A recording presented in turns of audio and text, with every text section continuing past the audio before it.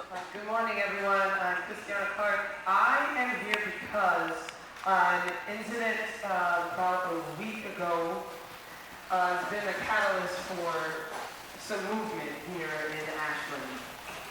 To go over the story, if you don't know fully or only heard it piecemeal, I was walking my dog.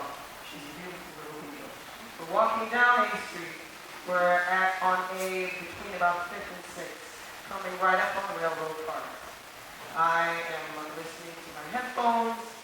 I'm walking on the right side of the sidewalk, and down the street, a white man on a bike, comes up my left side, and I see he's talking very vigorously, out loud, to no one, it seems. Then I realize he's looking back at me as he's talking.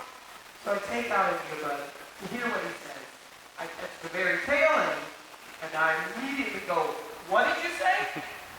The response, he cycles back a little bit and says, "It's still an Oregon law. I could kill a black person and be out of jail in a day and a half. Look it up. The KKK is alive here." I was stunned to have heard this, and at the same time realized I was completely alone on the street at that moment. He continued, though, to cycle on forward. I immediately FaceTime a friend who was at the theater so that there could be some type of witness if anything was about to happen. And at that same time, a lovely couple who lived on the corner overheard the tail end of what he was saying. And initially, they thought someone was saying they had an AK. That's what they thought they heard. They heard the tail end of him saying KKK is alive here.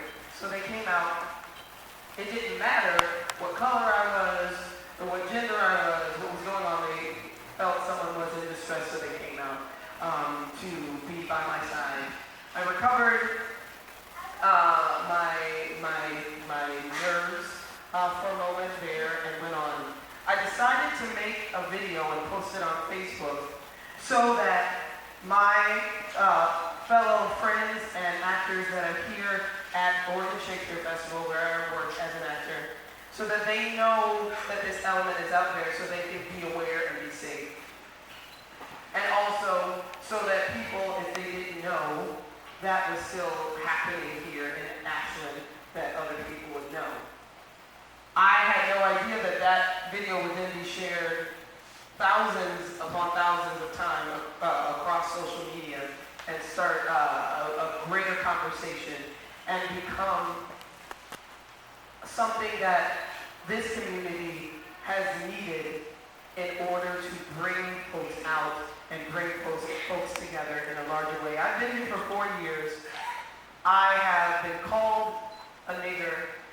I have been looked at suspiciously. I've had the microaggressions of people touching me without permission or other things of that nature. But never has there been something so large of a threat to my own personal safety and well-being. And I think that has been, for me, that has been the larger realization that